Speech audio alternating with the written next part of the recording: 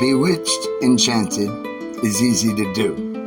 When you have 1 + 1 = 2, common sense, natural rule, you think that you would stick to.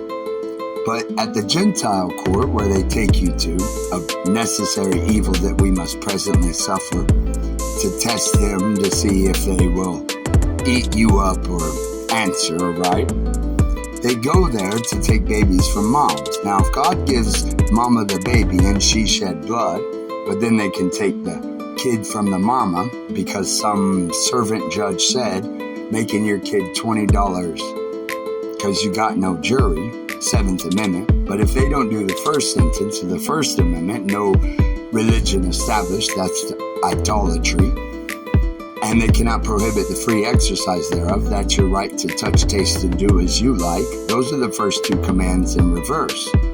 So if you go to the Gentile court and they subtly play and they go against these things, and then you obey, well, then you've been tested, a necessary evil that we must presently suffer, because it's testing all the brothers.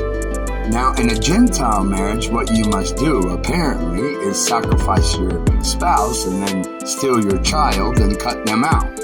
They'll use things like you pissed hot for drugs, marijuana or methamphetamine or drinking, whatever it be. Well, that's exactly what Ham does to Noah.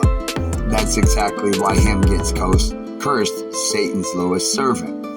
That is why he's lowest servant, because he goes against God's first 2 commands.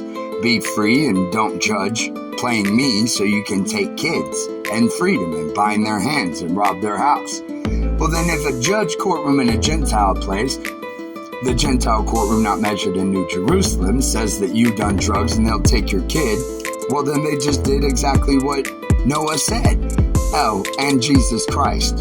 And they're playing like this is all nice because they're Gentile. In Mark 7:14-23, Jesus says, anyone that would judge you for your drugs, what you choose for you, is the wicked defiled one, risen in satanic pride, only to destroy your life, have sex with your wife, commit adultery, take your kids, murder you, enslave you, maliciousness.